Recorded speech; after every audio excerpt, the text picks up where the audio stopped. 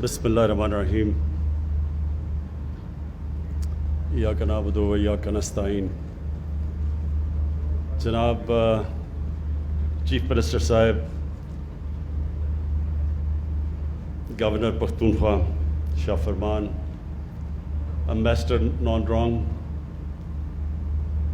Pervez Khattak, ministers, خواتین و حضرات،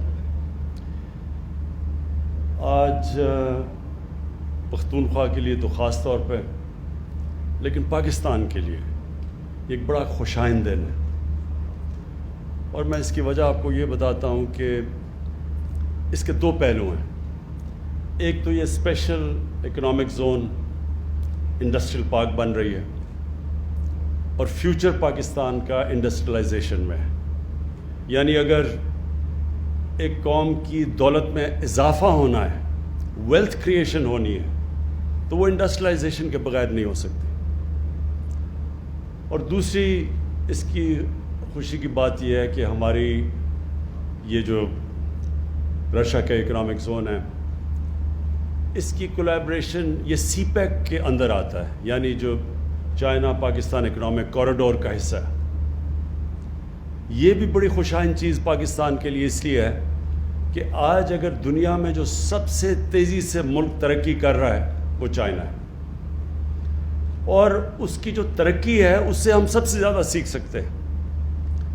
جو مغرب کے ملکوں کی انڈسٹریلائزیشن ہے وہ پرانی ہے، اور وہ اس سے ہم ریلیٹ نہیں کر سکتے. یعنی اس کی جو انڈسٹریلائزیشن ہے اس سے پاکستان اتنا نہیں سیکھ سکتا. لیکن چائنا کی سب سے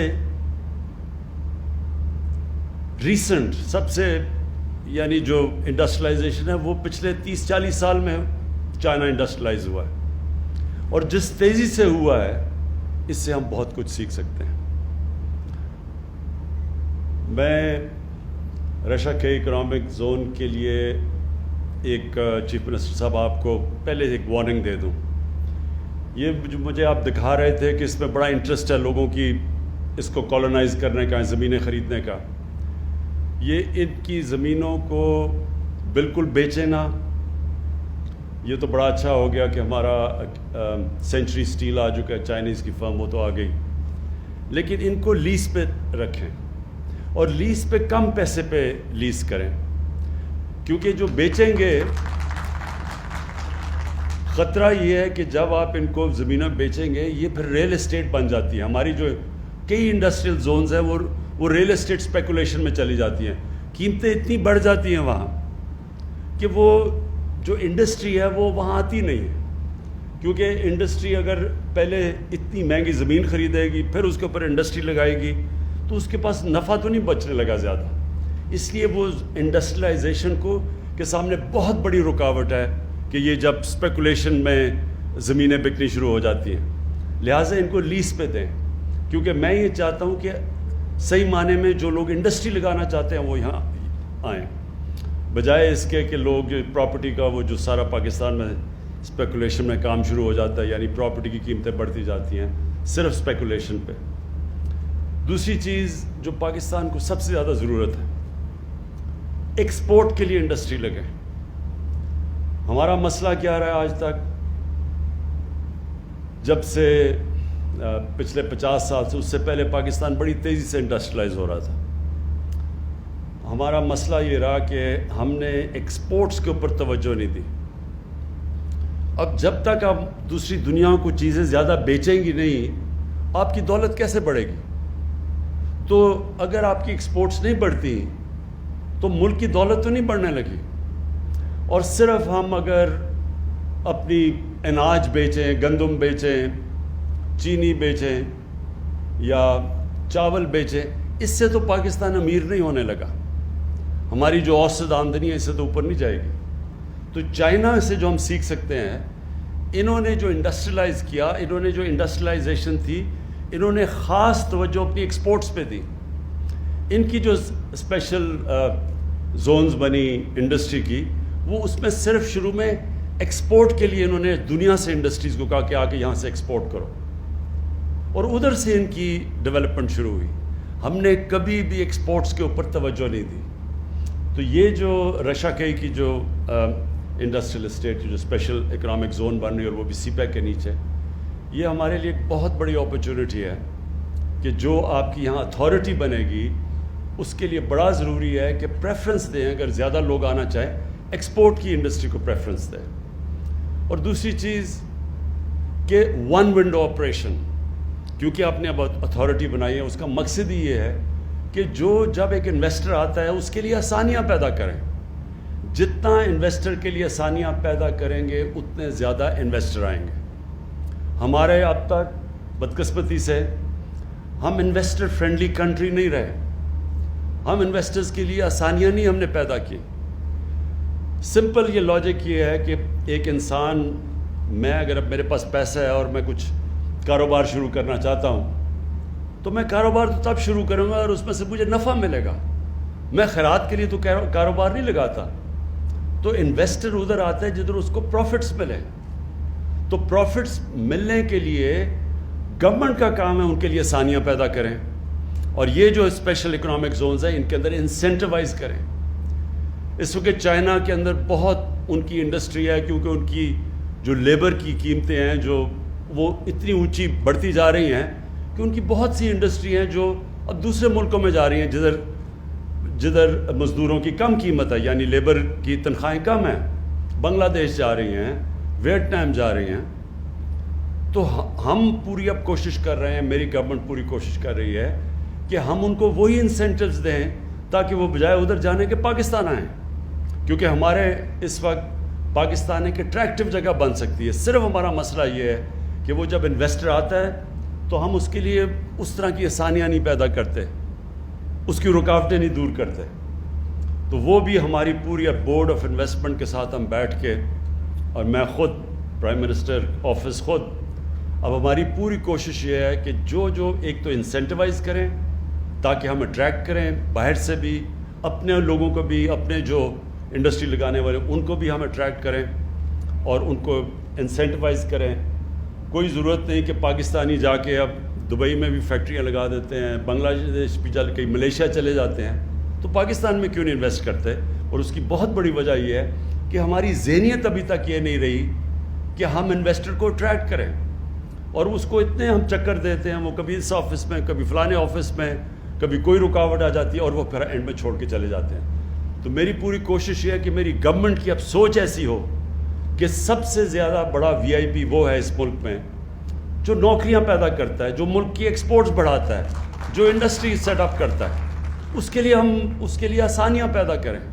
اور آپ دیکھیں گے کہ جتنا اللہ نے ہمارے ملک میں نعمتیں بخشی ہیں, جو پوٹینشیل ہے, یہ لوگوں کو اندازہ نہیں ہے اب اس وقت.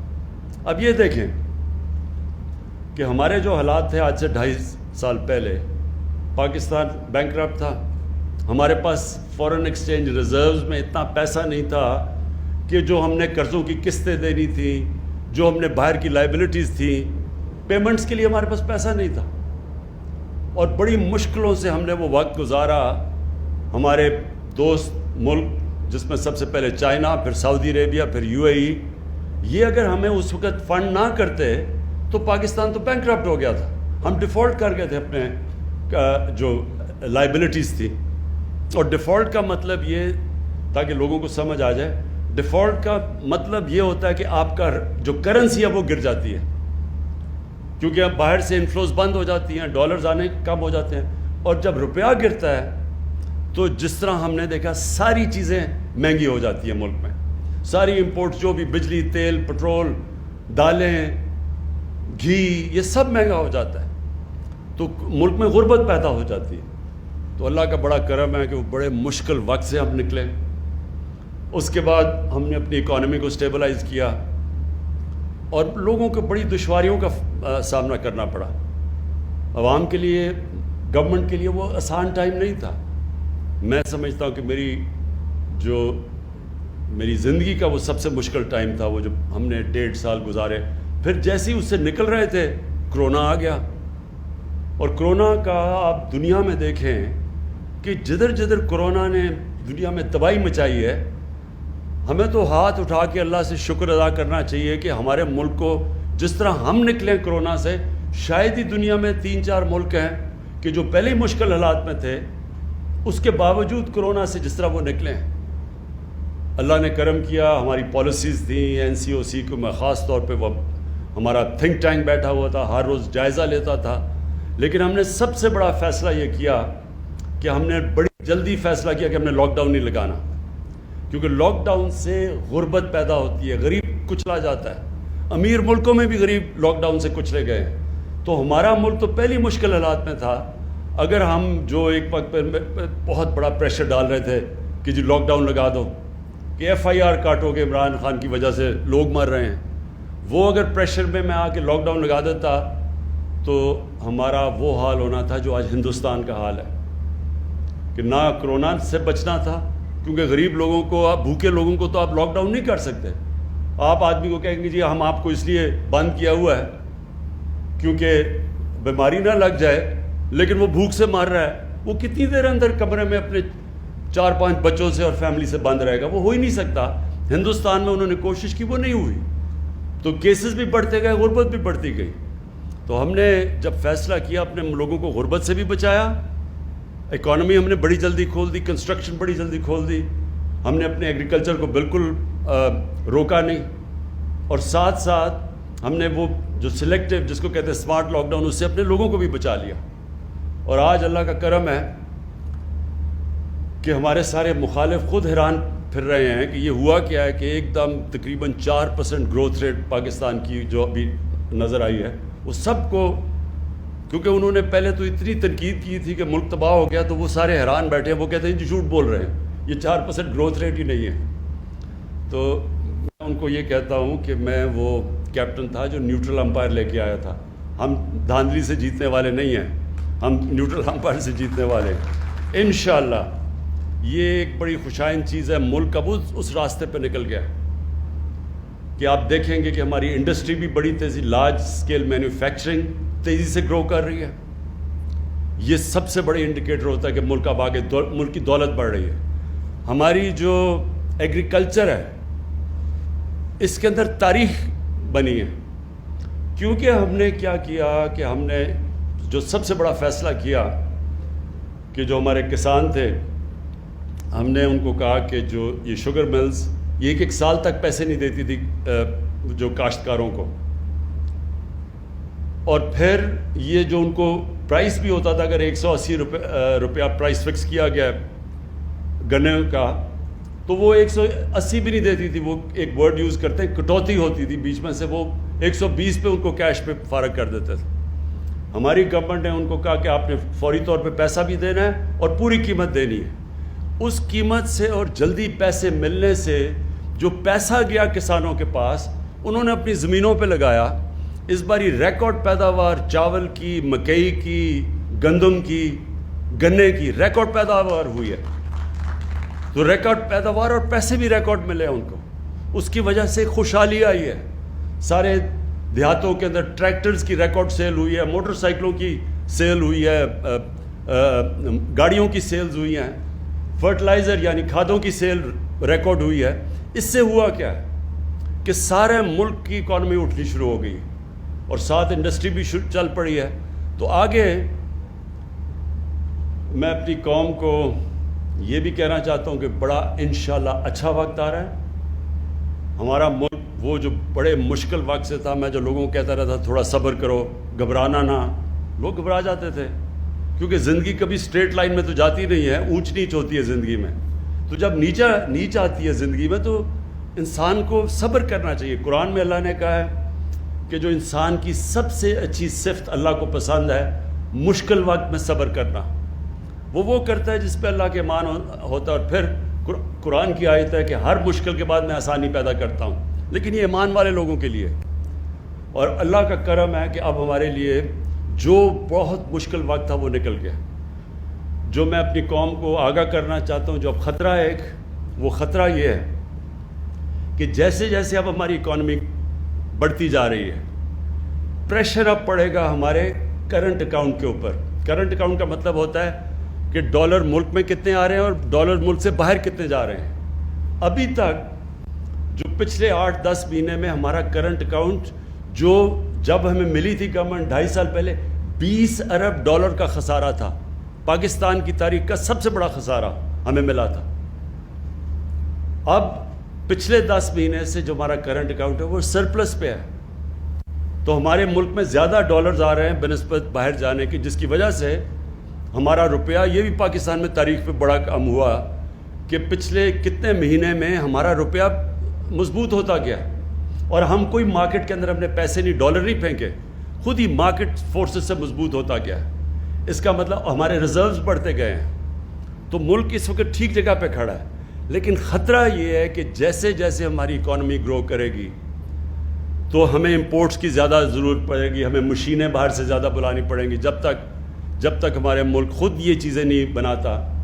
تو خطرہ یہ ہے کہ ہماری جیسی جیسی اکانومی گرو کر رہی ہے، ہماری کرنٹ اکاؤنٹ کے اوپر پریشر پڑے گا، ہمارے ملک سے زیادہ ڈالرز باہر جانا شروع ہو جائیں گے بنسبت اندر آنے کے۔ اس سے ہم نے اب بچنا ہے۔ ابھی تک تو ہمیں اوورسیز پاکستانیوں نے وہ کام کیا ہے جو کبھی پاکستان کی تاریخ میں پہلے نہیں کیا، ریکارڈ ریمیٹنسز بھیجی ہے انہوں نے ہمیں، وہ پیسہ بھیجا ہے جس کی وجہ سے بہت بڑی وجہ کہ ہمارا روپیہ مضبوط ہے۔ تو انشاءاللہ ہم جو اب پلاننگ کر رہے ہیں کہ جس کو کہتے ہیں سسٹینیبل گروتھ، کہ ہم جب اب اپنے ملک کو آگے بڑھائیں گے تو ساتھ ساتھ ہم نے اس کے اوپر نظر رکھنی ہے کہ ہمیں پھر کبھی IMF کے پاس نہ جانا پڑے۔ IMF کے پاس ہمیں اس لیے جانا پڑتا ہے کہ جب ہمارا کرنٹ اکاؤنٹ ڈیفیسٹ میں چلا جاتا ہے، خسارے میں چلا جاتا ہے، ڈالرز کی کمی ہو جاتی ہے، روپے کے اوپر پریشر پڑ جاتا ہے، لہٰذا ہمیں پھر IMF کے پاس جا کے ان سے پیسے مانگنے پڑتے ہیں۔ تو ہم اب جس طرح جا رہے ہیں، ہماری کوشش یہ ہے کہ یہ اور اس طرح کی جو رشیا کا اکنامک زون ہے، اس سے ایکسپورٹس ہماری بڑھیں گی۔ تو ہم نے وہ پیریڈ جب تک ہماری ایکسپورٹس بڑھتی نہیں ہیں، اس سطح پہ ہم نے پوری کوشش کرنی ہے کہ ہم نے ہر طرح، اور زیادہ تر ہم ریمیٹنسز اوورسیز پاکستانی سے، اور ہم ان کو انسینٹیوائز کریں گے کہ بینکوں کے تھرو وہ اپنا پیسہ بھیجیں۔ اس سے یہ ہوگا کہ جب تک ہماری ایکسپورٹس، جس طرح یہ رشیا کا اور بھی ہم نے اکنامک زون جو سی پیک کے بیچ میں بنائے ہوئے ہیں، اب جو اگلا فیز سی پیک کا ہے وہ یہ انڈسٹریل زونز کا ہے۔ پہلے تو کنیکٹیوٹی تھی اور پاور سیکٹر میں انویسٹمنٹ تھی، اب انویسٹمنٹ آ گئی ہے یہ اس کے اندر جو انڈسٹریل زونز ہیں، اور انڈسٹریل زون سے انشاءاللہ ایکسپورٹ شروع ہوگی، اور ایکسپورٹ سے پھر ہم بچ جائیں گے کہ جو ہر تھوڑی دیر کے بعد جب ہم اوپر جانے لگتے ہیں ہمارا کرنٹ اکاؤنٹ خسارے میں چلا جاتا ہے، پھر بریک لگ جاتی ہے، پھر ہمیں پیسے مانگنے پڑتے ہیں۔ تو انشاءاللہ ان انڈسٹریل زون سے ہم اتنی زیادہ ایکسپورٹ کریں گے کہ ہمیں پھر اس ٹریپ میں نہ پھنسنا پڑے۔ آخر میں پھر سے محمود خان آپ کو اور آپ کی ٹیم کو، سب کو میں خراج تحسین پیش کرتا ہوں، کیونکہ آپ نے بڑی تیز کام کیا اس پہ یہاں پہنچنے کے لیے، اور مجھے پورا اس چیز کا علم ہے کہ ہمارے ملک میں ابھی عادت نہیں ہے کہ ہم انڈسٹری کو سپورٹ کریں اور کیسے ہم اس کو انسینٹیوائز کریں، تو ابھی بھی ہم رکاوٹیں ڈال دیتے ہیں۔ تو جو بھی آپ کو رکاوٹیں آئیں گی اس میں، آپ نے پلیز مجھے آگاہ کرنا ہے، اور میں آپ کو یقین دلاتا ہوں کہ ہم اب پوری فیڈرل گورنمنٹ کا مقصد ہی یہ ہے کہ ہم اپنے ملک پہ انڈسٹری پروموٹ کریں، اور یہ جو بھی آپ کو مسئلے آئیں گے ہمارے سے اس میں رشا کئی میں، جدھر بھی آپ پھنسیں گے آپ ہمیں بتائیں گے، اور انشاءاللہ آپ کی ساری ہم رکاوٹیں دور کریں گے۔ بہت بہت شکریہ۔